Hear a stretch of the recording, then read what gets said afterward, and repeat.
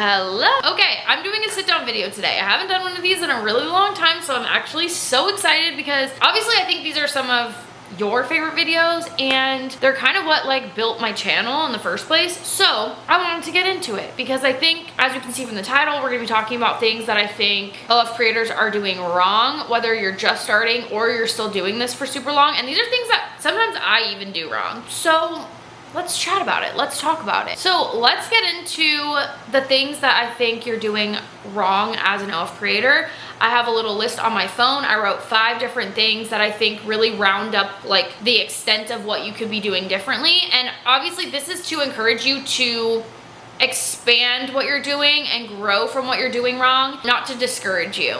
Because I think that I go through this. I was talking with some of my OF friends and we were talking about how I tend to go through these waves of burnout I would say like every year, honestly. But this will hopefully get us out of that discouragement and get us out of burnout, because burnout is something that I think will happen to everyone at some point. But if you can try and avoid it as best as possible, that is really, really important for longevity in the career. The first one is that you're not willing to adapt. This is a hard one. My friends and I were talking about it too. Sometimes it's not even that you're not willing to adapt, like you are down to adapt, but you don't really know where to start. As an OF creator, marketing changes. As you know, certain things are allowed, certain things aren't, and sometimes you'll be doing something for so long and then all of a sudden it's not working anymore. And I would say this honestly goes for any sort of marketing. You might be using a certain strategy and then at some point that strategy isn't going to work anymore, and you have to be able to adapt to what's new, what's changing, what's happening, maybe new platforms, new apps, new styles of content. Really being able to adapt is something that is extremely important, not just in marketing but also within your platform itself. When you are chatting with people, when you are looking at what other creators are posting on their page, you might see obviously a development in styles and all these things. So you have to be willing to grow as a creator. And I've noticed after talking to a lot of creators, I've been doing this for 6 years, so I've met a lot of different types of creators. I really see the ones that are thriving are the ones that were willing to adapt and go with the flow of what's changing in the space. I've also seen the other side where people are not willing to adapt and they're not willing to try and experiment with new things, or they get stuck in their ways and their content just starts to feel stale. And I've also seen people think that what they're doing is good enough. You should always be learning from your previous content, what you're doing before and how you can make it better, because if not, other people will make their stuff better. And while I think there's room for everyone, I don't think you're necessarily competing with other people. You are competing with the quality of everybody else around you. You want the quality to be top tier. You want it to stand out amongst everyone else so that you can be seen. So when it comes to that, I think being able to learn and grow with new styles and the quality of content that is being produced, I think that's really, really important. And like I said, some of these things I tend to have to relearn for myself. Okay, the next one is, I think a lot of us don't accept failure as a growth opportunity. We don't accept failure as a way to improve. When I say failure, I really am referring to mistakes, because I think the only way to actually fail is if you're not trying anymore and you just decide, I'm done with this. That's really the only way to fail. If you don't accept failure as just a learning opportunity, then you're accepting failure as a fail. A lot of us are making mistakes. We think if we do something wrong, then we're done for it. Like there's no coming back from that. And I think that's really discouraging. I think that's really not true. There are a lot of people that constantly are reinventing and constantly growing and constantly learning from their failures or mistakes. And you can either be one of those people who grows from it and accepts that it is a learning opportunity, or you can be one of those people that literally fails. So when it comes to this, I've worked with a lot of people that in quotes have failed because they've given up because it's too hard, or it's not what they expected, or they felt like they failed so they allowed themselves to fail. I've seen that so many times, And I think if you really, really want something bad enough, there should be no reason why you don't just go for it, why you don't just push yourself to the point of no failure. Like, failure is a learning opportunity, and that is it. That's really what I've always strived for. And I will say there are times where you're gonna feel down, you're gonna feel like a failure, you're gonna feel like things aren't working for you, and that is part of the growth happening. That is part of you getting to a certain point and realizing you have to, like we just talked about, adapt and grow from the experience. So this is something that you're gonna hit many, many times, and you just have to be willing to take failure as a growth opportunity. The next thing I think some of us OF creators are doing wrong, and maybe I'm calling myself out with a lot of these, but thinking that you can do this solo. It is technically something you can do solo. My content I do solo, but when it comes down to it, we are creatures that need community. We were built to live in communities. We were built to grow and thrive in communities. Like, community is so, so important. Relationships with people is so important. And it's not just about the job when it comes to this. It's really about your mental health, your mental well-being, creativity, connecting. I think what we do wrong is think that this is a solo career.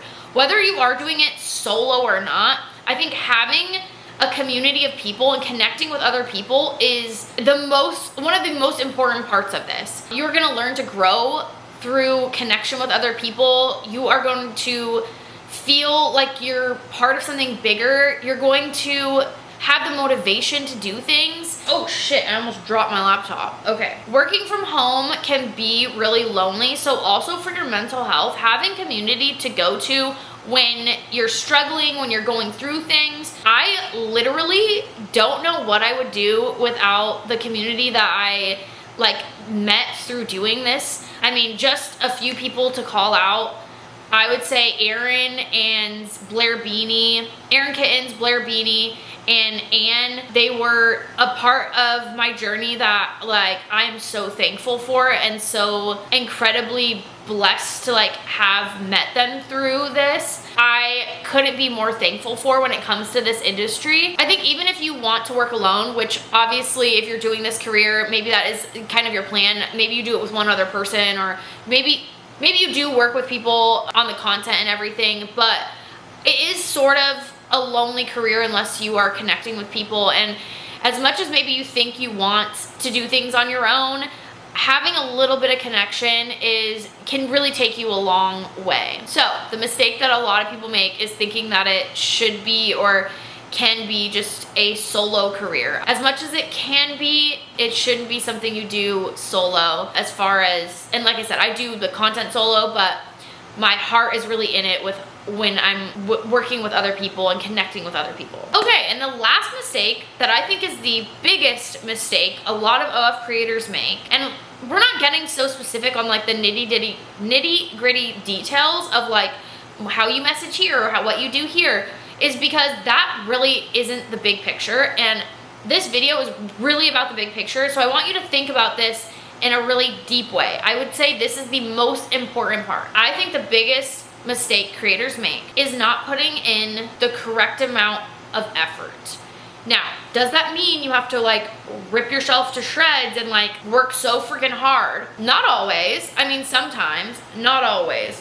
But when I say putting in the effort, I really mean because there's a way to get to the point where you're putting in little physical effort, but your quality is top tier and you have other people helping you, or you have AI helping you, or you have different ways to put in more effort. Maybe the effort is you're spending money on, certain platforms that auto post your content. Maybe you're putting money in to hire an assistant that helps you with the workload. So I'm not always talking about the effort when it comes to workload. I will say in the beginning though, I think you should put in some elbow grease. I really do think that, but it's not always about that sort of effort. It's how are you working at your best, or are you giving this minimal effort and getting minimal results?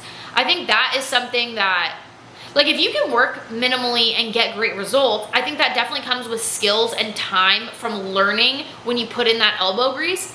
And I just see a lot of people, even myself, like I said, I'm calling myself out. When I'm not working at my best like quality and I'm not putting in the effort that I know that I possibly can, I will obviously see that reflect back to me. So let me get a little sip of coffee right now. I've been talking for a minute. One of the biggest mistakes that I just see in this industry and when I meet new creators is the effort that is getting put in. I just sometimes wonder, like, do you want this bad enough? Is this something that you actually genuinely care to do? Because if it is, I feel like the effort would look different. So that's something that I notice. And with the creators that I've talked to that have developed and grown and pushed themselves, I see that effort reflect back with them. Like they put in the genuine effort that it takes to make this work. And then it got easier for them. Then they were able to hire, you know, an assistant to help post things, or they were able to hire AI to quickly cut up their videos and make small clips. Like you have to get to that point, but I think it really does take the effort in the beginning to get to that point, to be able to afford those things, because obviously for you to have more time for yourself and less of the physical burden of working really hard, you have to be able to make the money to supplement help. So that takes time. So like I said, how much elbow grease did you actually put in? And I see this really with any field, because you kind of have to like climb the corporate ladder, but in a sense it's your own business and you have to climb your own corporate ladder. You get what I'm saying? So those are some of the things that I've noticed that I think of creators, and honestly anybody who's trying to work for themselves, it's hard to work for yourself. You have to hold yourself accountable. Those are some of the things that I see people doing wrong and how you can kind of correct it. Really think about your own platform, really think about how you work and how can you correct those mistakes. Take little baby steps. It's not gonna happen overnight. Trust in yourself, trust in your abilities. You can do this. And with that all being said, I'll see you in the next video. Bye.